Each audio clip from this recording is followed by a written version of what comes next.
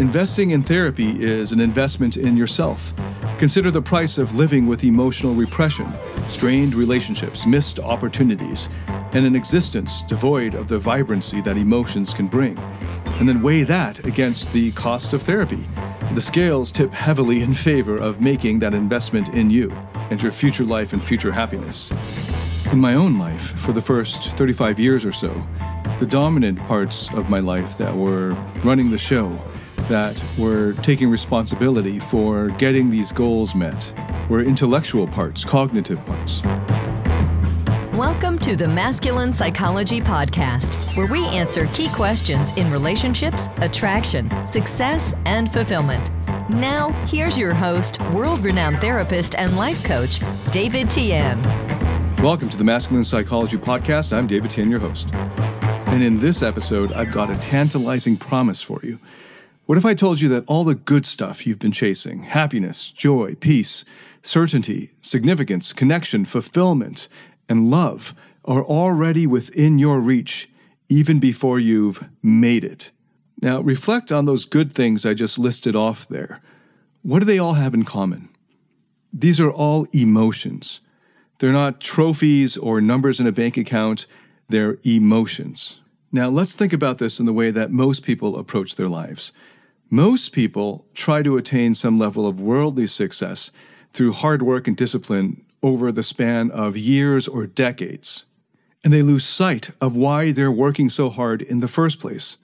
And they buy into the achiever's trap, this lie, that decades of hard work that you don't even enjoy will finally lead to a reward that is so pleasurable that it far surpasses all of the painful hard work that they didn't enjoy leading up to it, all those decades lost.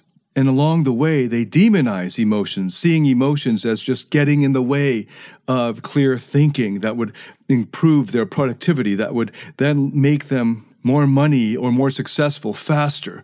And these emotions, at best, are things to be used along the path to finally getting that reward decades down the road.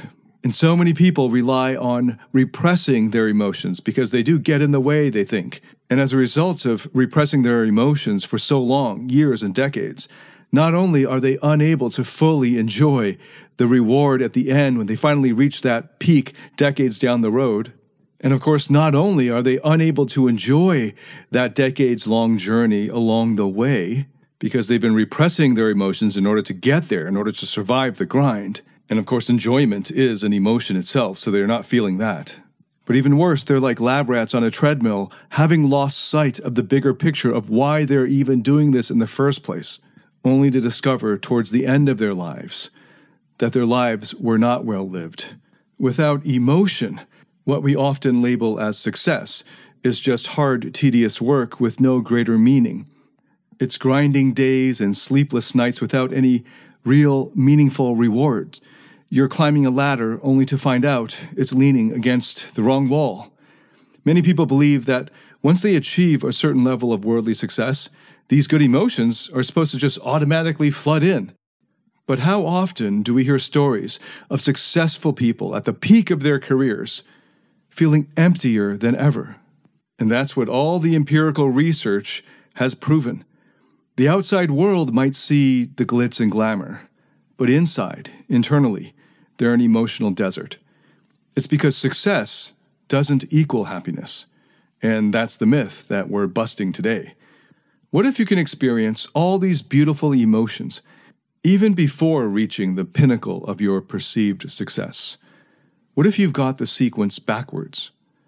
Consider what Alan Watts pointed out before, and I've shared in the previous episode. Life, like music, is meant to be played, to be enjoyed along the way. It's about the experience, not the end goal. Tony Robbins, he also emphasizes that achievement is not the end game. It's the fulfillment that we get along the way that truly counts. And renowned psychiatrist Irvin Yalom delves into the idea that the essence of life is about living fully, experiencing it all, and not just waiting for some far-off goal to be realized. But the question for us is, why do so many of us still get it wrong? Why are we so often in this frenzied race towards a mirage? Part of the answer for many of us lies in our upbringing and social conditioning. Many of us were handed this blueprint of life, often unconsciously, out of our awareness, by our parents, our schools, our societies, our communities. And it's a blueprint that screams, achieve, succeed, get to the top, and then you can be happy. And then you can be attractive enough to get the women that you want. This, what I call legacy burden, in IFS therapy speak, is like a baton that's been passed down through the generations. Our parents, in all their positive and good intentions, might have been also misled themselves and up into your grandparents, to your great-grandparents, all the way up the line. How many times were you told, once you finish school, then you'll be happy, only to be given the next milestone? Once you land a great job, then, or once you get that promotion, then, and it goes on and on and on. But the destination keeps shifting, and happiness remains ever elusive. It's like being on a treadmill that just keeps going on forever, running tirelessly, but going nowhere. As I covered in the previous episode, it's like we're in a matrix of achievement, but without emotion, pushing off our happiness to some undetermined point in the future. And even worse, we trick ourselves, we achievers, into thinking that we are without emotion, as if we are some perfect robots or something. But in fact, we have a lot of emotion. It's just that we're unaware of it, or we lack the courage to face it. So we repress it because we think it's getting in the way. But we are full of emotion going on. It's just that we're not good at accessing it, or doing anything with it, or even feeling it fully. It's time now to break free, to realize that we can and should experience the profound emotions that are right here, that are going on right beneath the surface, right under our awareness. Not tomorrow, not after that promotion, not after hitting the 7-figure mark, but that it's available today.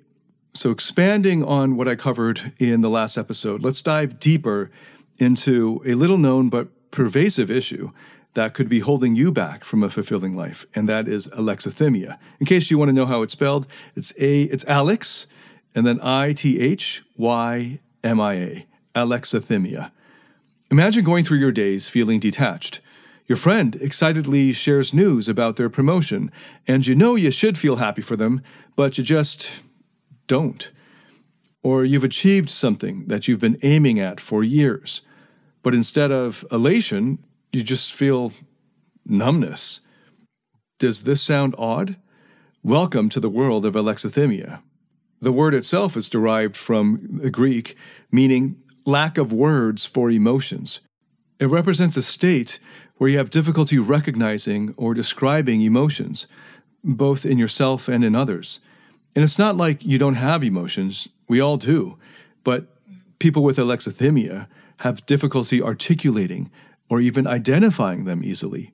It's like being colorblind, but for emotions. Just as someone colorblind might see the world in a limited palette, someone with alexithymia experiences a similarly muted emotional landscape. Okay, so how does somebody get here? Enter emotional repression. Growing up, many of us were taught to stifle our emotions. Maybe you heard things like, boys don't cry, or just stay strong, or don't cry, or keep a stiff upper lip, or something along those lines. Toughen up. Over time, constantly pushing down these emotions results in us losing touch with them entirely. It's like flexing a muscle. If you don't flex your emotional muscle, eventually it just sort of withers away, it deteriorates. The mega best-selling author, Bessel van der Kolk, and pioneer in trauma research, he's shown that when we continually suppress our emotions, especially traumatic ones or extreme ones, our brain's limbic system, which is responsible for emotions, starts to disconnect from our prefrontal cortex, which is the core of our conscious cognition. And the result? Alexithymia. So this 3-episode series began by answering the question, so what? What's the big deal? Isn't it easier to go through life without the burden of messy emotions?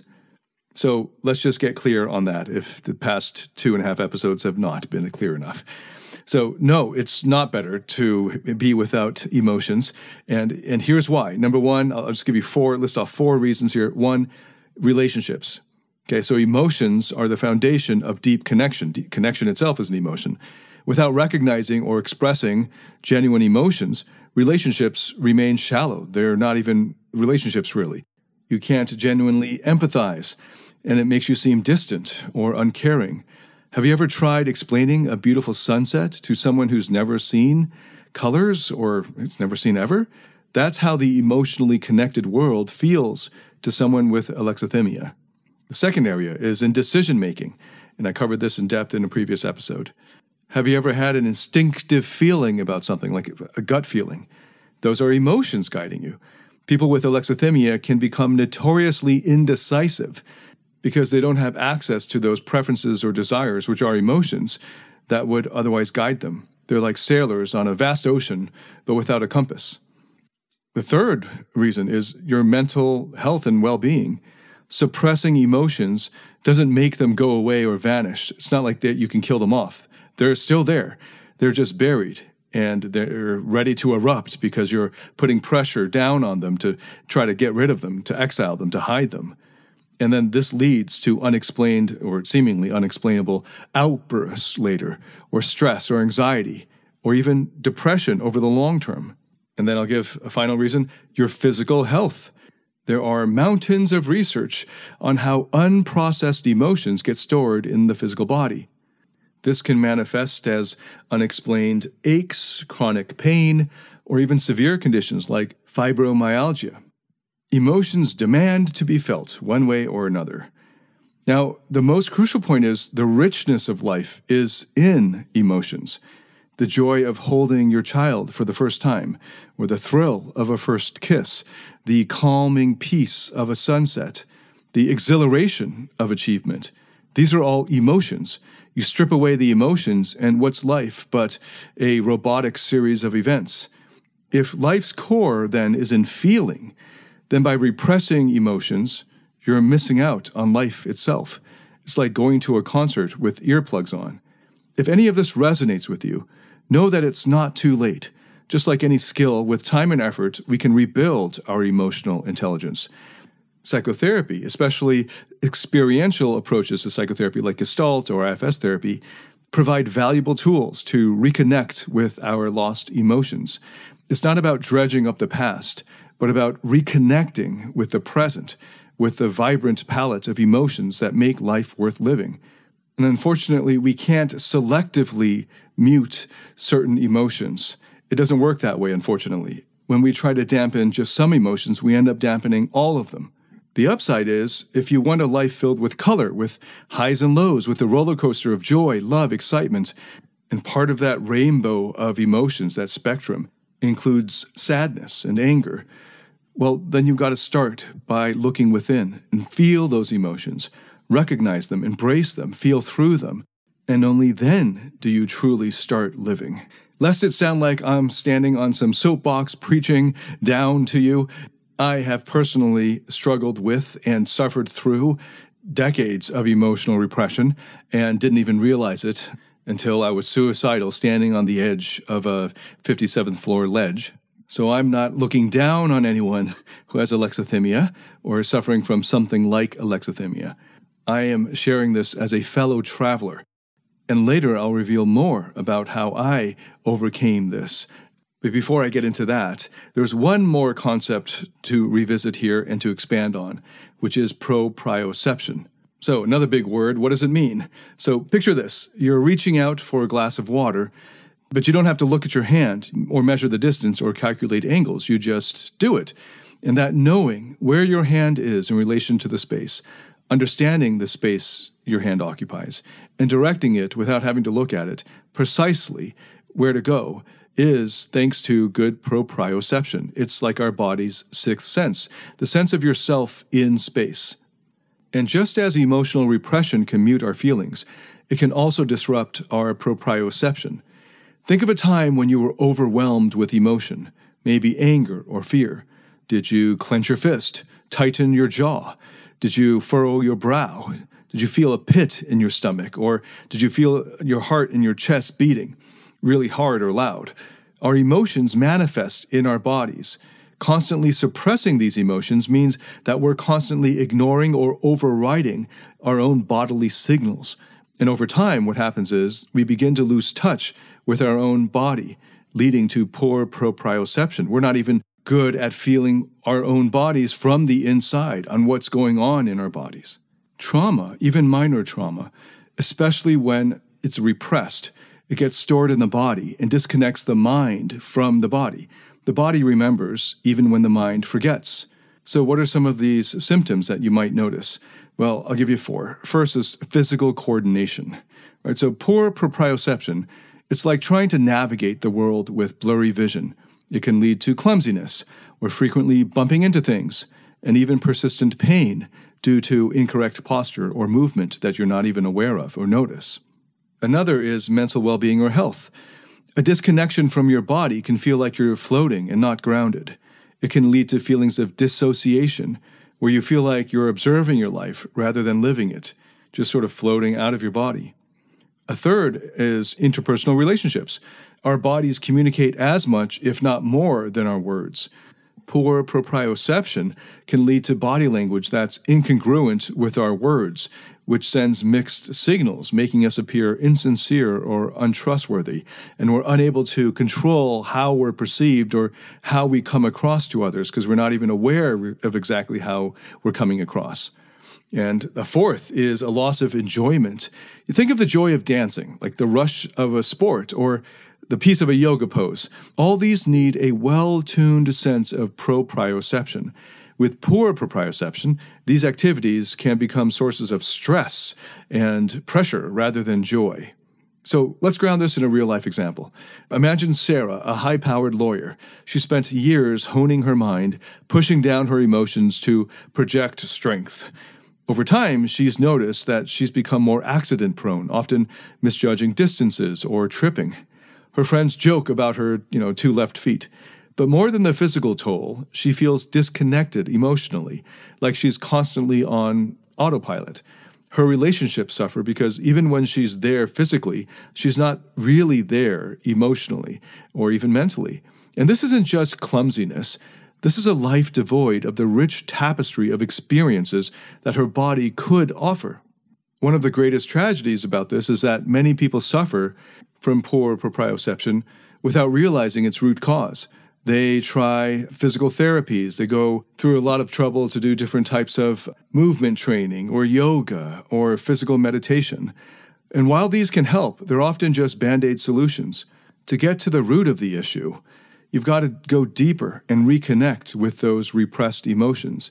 And in so doing, reconnect with your physical body. Psychotherapies, especially one that integrate body and mind, like certain forms of somatic therapies, can be incredibly transformative. They teach us to listen to our bodies and recognize the signs that our bodies are giving, and then to respond appropriately. They help us heal, not just emotionally, but physically. So emotions aren't just abstract concepts. They're deeply tied to our physical bodies and being. Repressing our emotions doesn't just rob us of a rich emotional life, but also a rich physical one. Life isn't just about moving from point A to B. It's about feeling the ground under our feet, the wind on our face, and the thrill in our hearts. Living with emotional repression is like seeing the world just purely in grayscale. Recognizing, accepting, and expressing our emotions, on the other hand, turns the world into high-resolution, full color. No matter their physical strength, for many men, emotions are too much for them to handle. It's why they can't give women the deeper levels of emotional intimacy and connection that they crave. It's why they fail to be the man that modern women desire most. A man with inner strength. A man who has mastered his emotions. Find out how to master your emotions through David Tian's Emotional Mastery Program.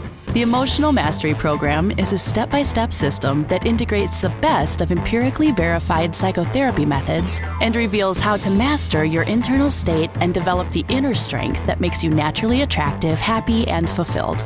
Learn more about this transformational program by going to davidtianphd.com/emotional mastery. That's DAVIDTIANPHD.com/emotional mastery.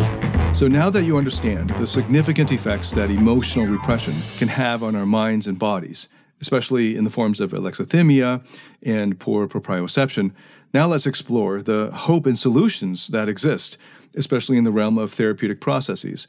The one that I'm the biggest champion of is IFS therapy. So if you've been following this podcast for any length of time, you must have heard me mention this. Internal Family Systems, that's what IFS stands for.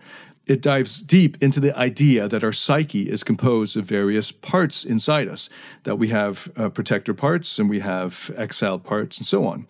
When trauma or significant emotional events occur, part of our psyche can get stuck or isolated. And this can manifest as alexithymia, where certain emotions are barricaded away with the parts that are barricaded away. IFS therapy is sort of like diplomacy. It helps us in negotiating between these parts, helping them to integrate and communicate better. It's a process that helps you access your true self, your higher self, which can then take a more effective leadership role with the different parts. So instead of suppressing a part of you that carries sadness or anger, you learn to listen, understand, and heal that part. And this not only brings emotional relief, but it starts to recalibrate your physical body's proprioceptive sense as emotions get physically embodied and then released. Gestalt therapy is another potent approach. It emphasizes the here and now. It's about being present and complete and integrated. Imagine a scenario in therapy where you're asked, "How do you feel?" And then you just draw a blank. A Gestalt therapist might redirect with, "What do you feel in your body right now?" This process draws attention to your bodily sensations and emotions and links them together. It integrates the fragmented parts of ourselves in helping to make us whole. Then there's the category of different types of approaches called somatic therapies. A very well-known one is the one pioneered by Peter Levine called somatic experiencing, which posits that trauma disrupts our body's natural ability to regulate arousal. The fight or flight response gets stuck in on mode, and this method works by releasing this pent-up energy and restoring the body's ability to self-regulate. And this experience can be profoundly grounding and liberating. Another example of somatic therapy is Hakomi. Hakomi therapy combines mindfulness and body-centered techniques, like a gentle excavation of the self, uncovering buried emotions, memories, and beliefs, and then integrating them in a healthy whole.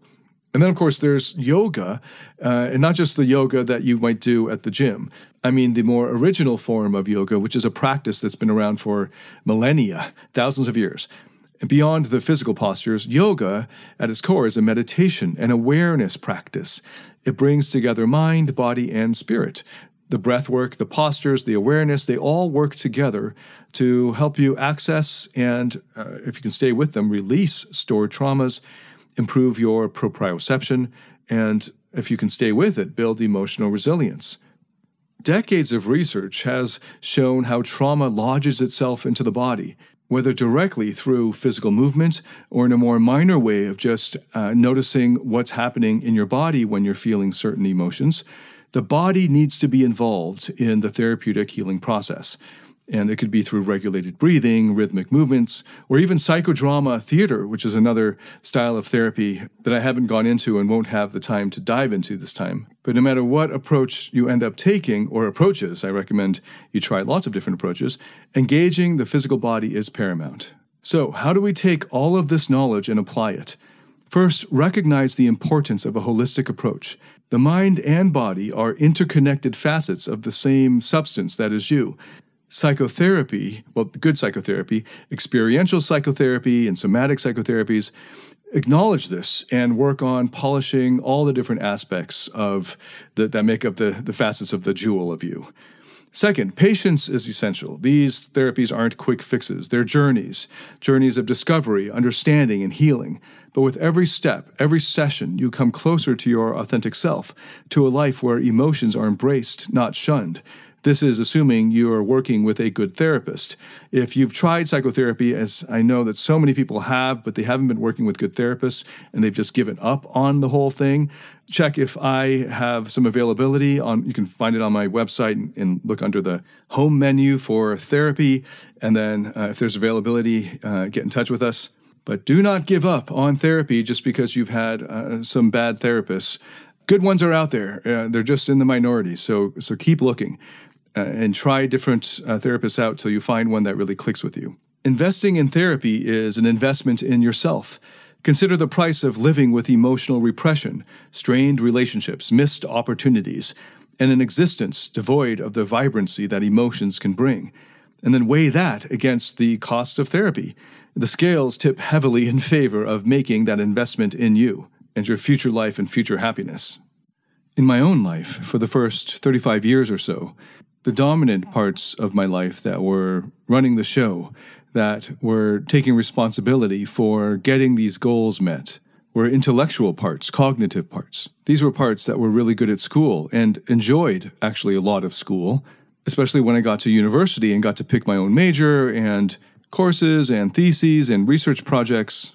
And these were also the parts, believe it or not, that oversaw my development as a pickup artist, as a player, to be more accurate.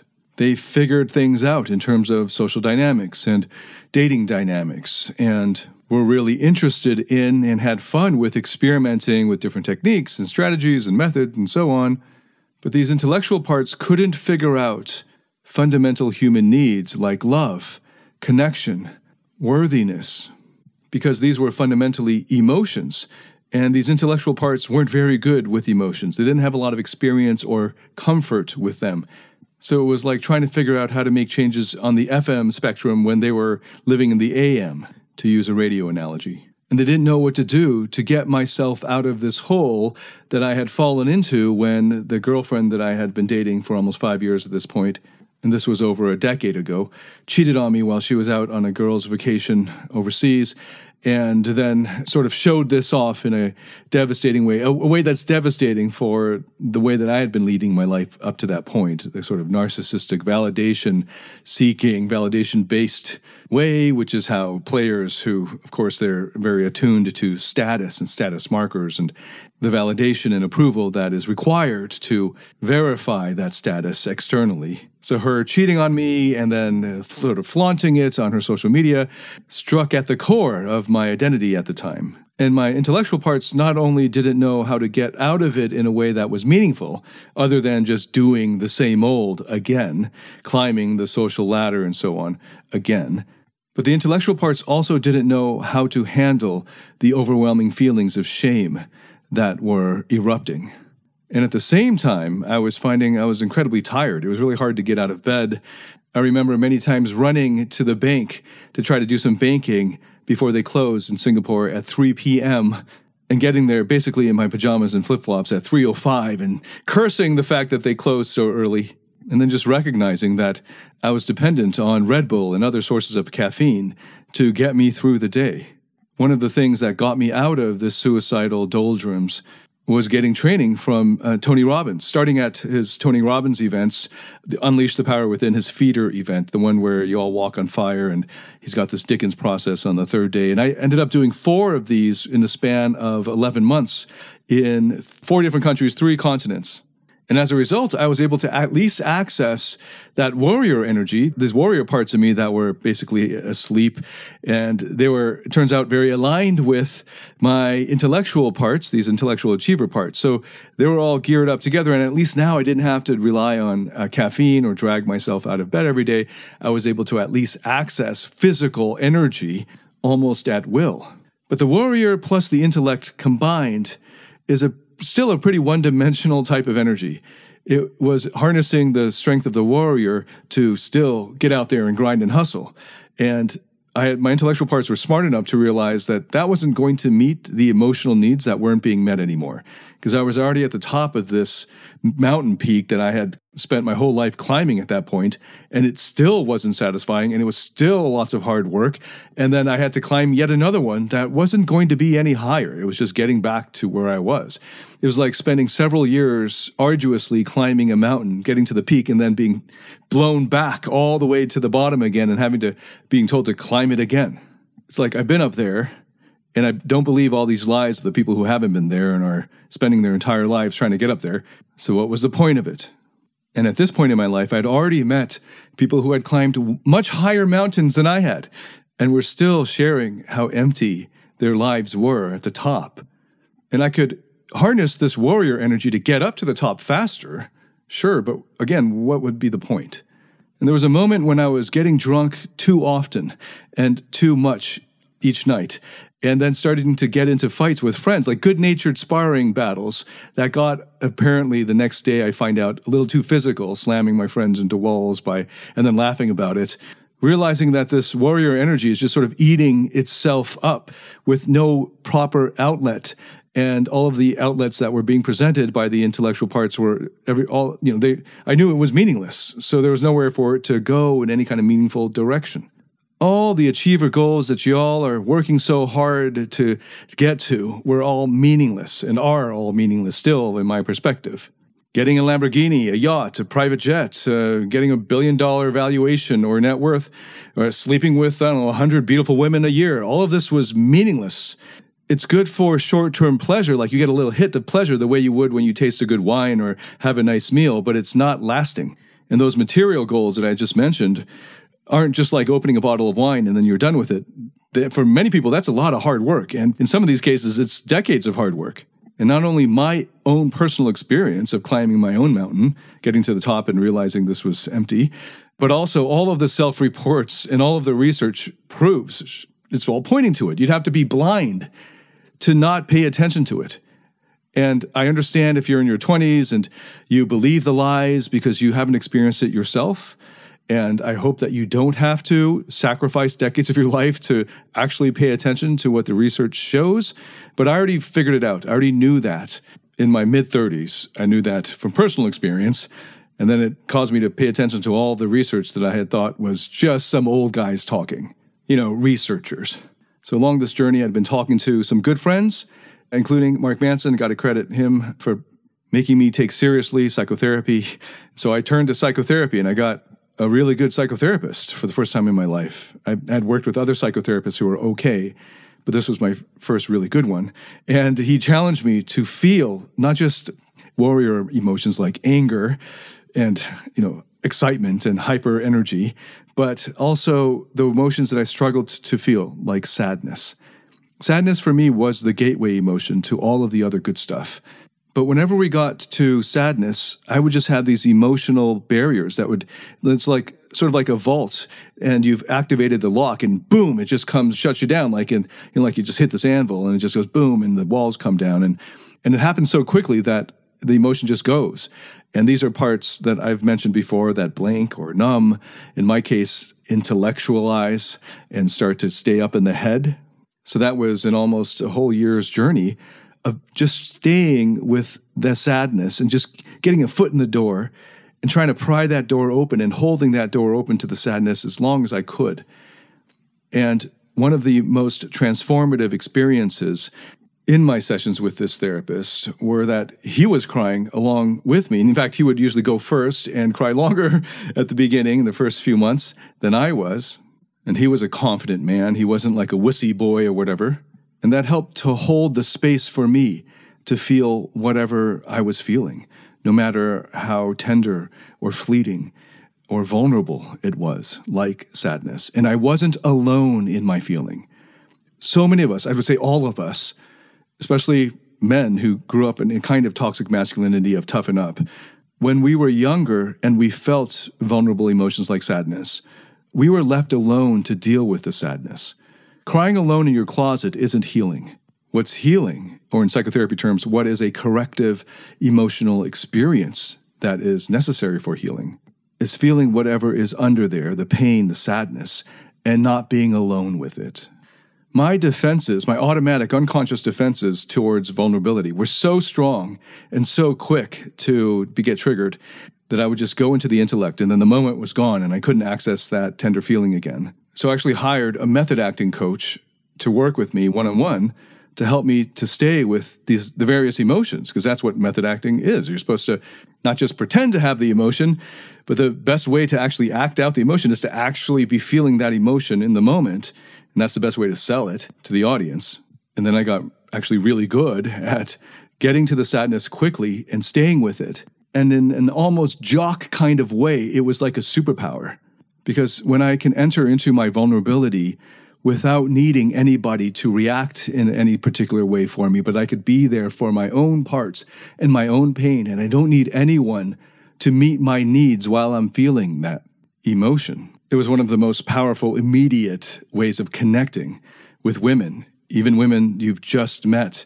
But that was just the beginning. Opening the door to sadness broke down the dam that was damming up my access to this flood of emotions on the other side. And then it was so beautiful for me. It was so enjoyable to actually feel the sadness that it was being repressed. Because along with that sadness came flooding out this unconditional love. And I've talked about this before, my goddaughter, who was the sort of guide to get me to that sadness. Because every time I thought of her and how much I missed her when I couldn't see her, it was easy for me to access sadness. And love was the flip side of that. And the more that I allowed myself to go there, the stronger I got with it and the better I got with it. And it was like a skill to be able to access the most amazing, pleasant, enjoyable feeling of sadness, that's complex, of sorrow, of agony, of love, of unconditional love flowing from me. Far more enjoyable than any of the masculine, stereotypical masculine emotions that dudes tend to stay in.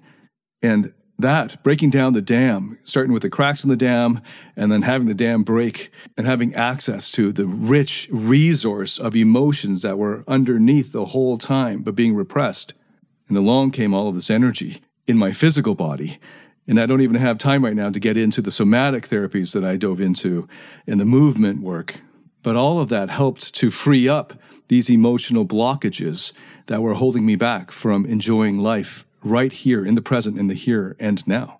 Not needing to go out and earn it through this unenjoyable, painful, arduous journey of achievement, only to put it off until I get to the peak and then to find out that it was all empty and meaningless anyway.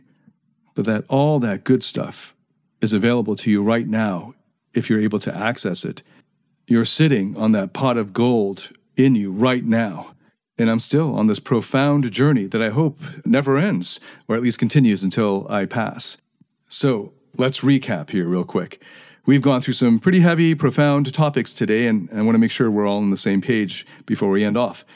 We started with a simple but profound promise of a life filled with genuine emotions, from the ecstatic highs of joy and love to the grounding realities of peace and self-awareness and sadness and bittersweet feelings. The true treasures of life aren't just the tangible successes, but these beautiful, intangible feelings. And we explored how, ironically, in our pursuit of success and achievement, we often shut ourselves off from the very emotions that are supposed to be the rewards. And that leads to some debilitating problems. Emotion isn't just about feeling good. It's about feeling, period. And when we cut ourselves off from emotion, conditions like alexithymia and poor proprioception creep in. You might remember our earlier discussion on alexithymia, a state where you can't identify or describe feelings in yourself. Think about the depth of conversations that you end up missing, the connections that would remain superficial because you can't articulate or even recognize your own feelings. Then there's poor proprioception, which can be summarized as a reduced sense of self-awareness, a reduced sense of being in your body from the inside. It might sound a little abstract or esoteric, but consider the small pleasures, the gentle thrill of a cold breeze, the warmth of a loved one's touch, the sheer joy of moving to your favorite song, or being able to just isolate parts of your body so that you can feel what's happening there. Imagine being detached from all of that. And that's the tragedy of diminished proprioception. It's like you're not even in control of your body. You don't have that fluidity of movement where you can control it to make it do what you want. And these aren't just abstract concepts. They have real-world, severe implications. Relationships suffer when we can't express or even understand our feelings. Personal growth stalls. We become observers of life rather than active participants. And perhaps the most painful realization is when you've climbed the ladder of success, only to find out it's leaning against the wrong wall. A wall devoid of genuine emotional experiences. But it doesn't have to be this way. The therapeutic tools we've gone through, IFS therapy, Gestalt, the somatic therapies, yoga, they're not just for those with clinical conditions. They're pathways to a richer life. an invitation to reconnect with yourself, and an opportunity to experience life in its fullness, in all its vibrant, emotional range of color. It's time to change the narrative. Instead of sacrificing the present in hopes of a happier future, let's focus on the present. If we can find happiness, love, joy, peace, and all those other wonderful emotions now, then the future automatically becomes brighter. So don't wait. Begin this journey of emotional rediscovery now. Invest in yourself through the therapeutic process, just as I did. Not as a last resort like I ended up having to do, we're hitting rock bottom, but as a proactive step towards a richer, fuller life. Instead of achieving to be happy, let's happily achieve. Success is not the key to happiness, but happiness, genuine, emotion-filled happiness, is itself the reward, is itself the key to success, and a lot more. So embrace your emotions, even the ones that you may think are painful right now.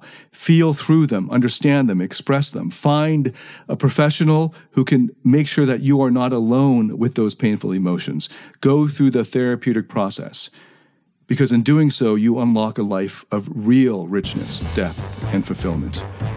Thank you so much for listening to this episode. If you have any feedback whatsoever, I'd love to hear it. Leave a comment, send me a message. If this has helped you in any way whatsoever, please share it with anyone else that you think could benefit from it. Thank you so much for listening. I look forward to welcoming you to the next episode. Until then, David Tian, signing out.